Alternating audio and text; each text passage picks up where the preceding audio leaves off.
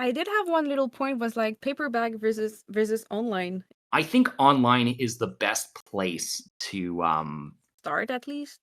to start at least. It's probably the best place as far as paperback goes. I wouldn't suggest paperback immediately. I would say like put your thing out there online for a good while, see how people react to it.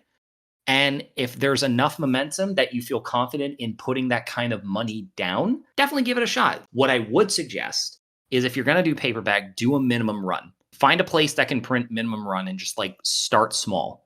Don't overshoot your expectations because you can always make more for more people down the line. You can't make less after the fact. You can use them as firewood. You can use them as firewood. Canadian like, winters are hard.